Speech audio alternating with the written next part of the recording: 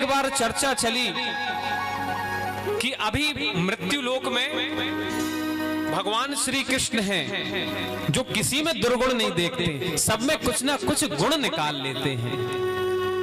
तो एक देवता को लगा कि भगवान की परीक्षा लेना चाहिए, कैसे दुर्गुण नहीं निकालते हैं, कुछ ना कुछ तो निकाल ही लेंगे। तो भगवान जब वृंदावन की कुंज गलियों में भ्रमण कर रहे थे अपने सखाओं के साथ, तो एक बहुत ही विकृत कुत्ता वहां पर था, स्वान, बहुत मेला कुचेला और बहुत मेला कुचेला कुत्ता था। सबने देखा, अर्जुन ने भी देखा और सखाओं ने देखा कि कितना बदसूरत कुत्ता यहाँ पे पड़ा है, कैसा रोगग्रस्त कुत्ता यहाँ पे पड़ा है। भगवान श्री कृष्ण मुस्कुरा रहे हैं, बोले गोविंद आपको इसमें कोई खराबी नहीं लग रही? तो भगवान श्री कृष्ण ने कहा कि इसका शरीर इतना विकृत है, खंडित है, इसके बाल नुचे हुए हैं, जगह जगह फोड़े फुंसियां हैं, मक्खियां भिन भिना रही हैं। लेकिन अर्जुन एक चीज उसमें आपने देखा? बोला महाराज मुझे तो इसमें कुछ अच्छा दिखाई नहीं दे रहा। तो भगवान ने कहा कि उसके दांत देखो कैसे मोतियों जैसे चमक रहे हैं। देवता प्रकट हो गया और भगवान के चरणों में साष्टांग दंडवत हो गया कि प्रभु आप कोई कितना भी अधम हो, आप कुछ ना कुछ उसमें गुण निकाल लेते हैं। तो भगवान श्री कृष्ण का ये गुण था, गुण है कि वो सब में अच्छाई ही देखते हैं, भले ही उसमें लाख बुराई क्यों ना हो, उसमें कुछ ना कुछ वो अच्छाई निकाल लेते हैं। दुर्योधन को बहुत समझाया कि सुयोधन कि तुम भाइयों में आपस में संग्राम हो, ये ठीक नहीं है। तुम आधा राज्य नहीं तो कम से कम 5 गांव दे दो पांडवों को, वो अपना जीवन निर्वाहन कर लेंगे। दुर्योधन बोला कन्हैया तुम 5 गांव की बात करते हो, मैं तो सुई के बराबर, सुई की नुक के बराबर भी उन्हें भूमि नहीं दूंगा। भगवान चिल्ला करके बोले कि दुर्योधन ये ठीक नहीं है, तुम इस राष्ट्र को युद्ध की ओर धकेल रहे हो। तुम्हें पता है युद्ध का कितना विभत्स परिणाम होता है, कितनी माताएं विधवा हो जाएंगी, कैसा क्रंदन विलाप होगा, क्या तुम्हें इसकी चिंता नहीं है? और यह आपस का घर का झगड़ा नहीं है, पूरे भारतवर्ष के वीर योद्धाओं के बीच यह संग्राम होगा। कुछ तो सोचो दुर्योधन। बहुत समझाया भगवान ने। यहाँ धृतराष्ट्र ने कोहनी मारी दुर्योधन को कि हे मूर्ख, तेरे को समझाया था कि कन्हैया से किसी भी तरीके से विवाद मत करना। तब याद आया दुर्योधन को। दुर्योधन ने कहा अरे अरे कन्हैया आप तो बुरा मान गए, चलिए हमारे यहाँ भोजन कीजिए, फिर राजनीतिक चर्चाएं तो होती रहेंगी।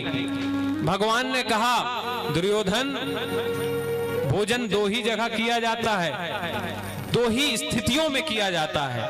एक तो जब भूख हो और दूसरा खिलाने वाले का प्रेम हो।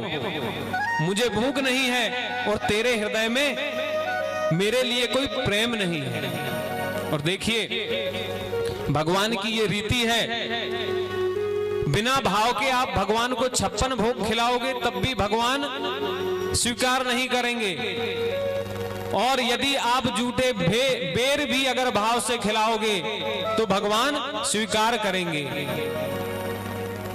और बोले तू क्या मुझे निमंत्रण देगा दुर्योधन? मुझे तो काका विदुर ने पहले ही निमंत्रण दे दिया है, आज मैं उनके घर जाकर के भोजन करूंगा।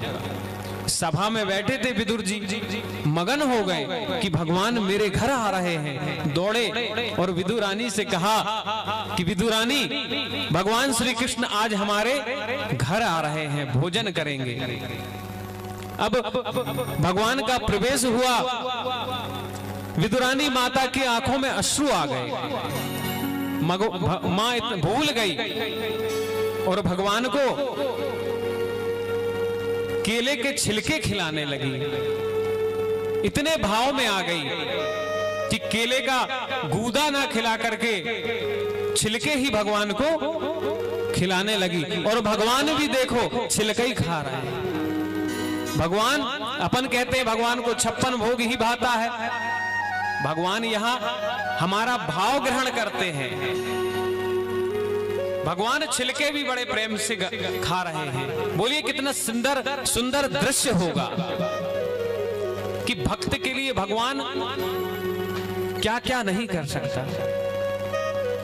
प्रेम के बस अर्जुन रथ हाको, प्रेम के बस अर्जुन रथ हाको, भूल गए ठकुराई सबसे ऊंची प्रेम सगाई, सबसे ऊंची प्रेम सगाई।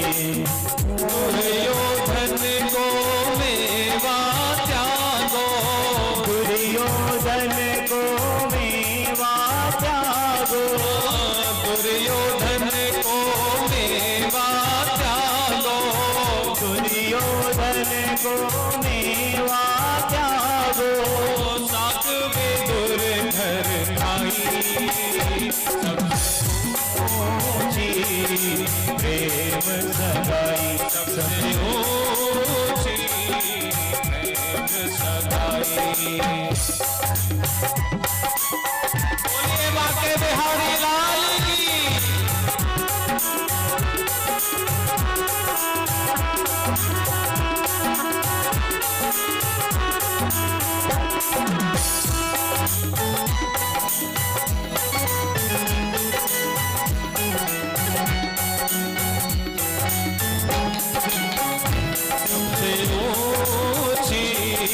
प्रेम सगाई, सभी लोग गाइए मेरे साथ।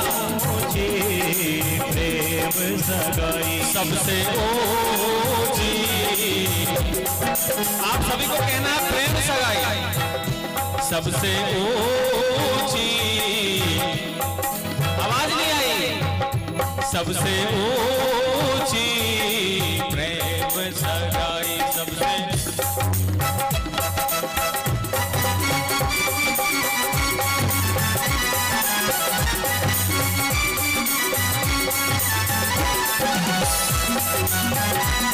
भगवान जब अपने द्वारिका नगरी में भंडारा किया करते थे, जब संत महात्मा आते थे तो उनकी जूठी पत्तल उठाया करते थे।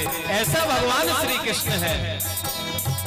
झूठे फल सबरी के खाए, झूठे फल सबरी के खाए, झूठे फल सबरी के खाए, झूठे फल सबरी के खाए, बहुविध स्वाद बताई, सबसे ऊंची प्रेम सगाई, सबसे ऊंची प्रेम सगाई। बोले बाके बिहारी लाल की जय हो।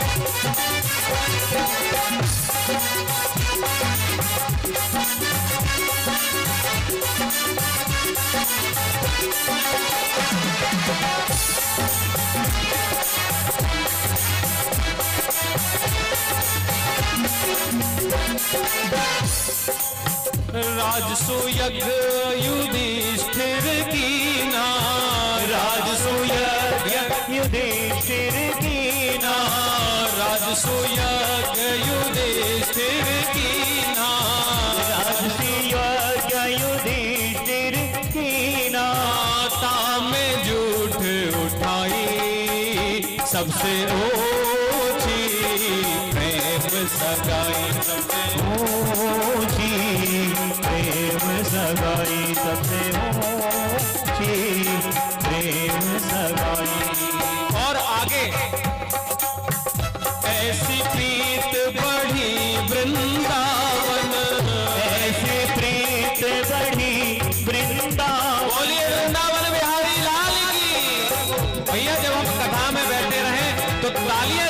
बजाएं।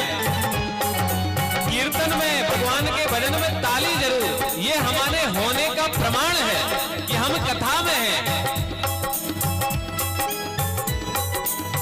ऐसी प्रीत बढ़ी वृंदावन, ऐसी प्रीत बढ़ी वृंदावन, ऐसी प्रीत बढ़ी वृंदावन, ऐसी प्रीत बढ़ी वृंदावन।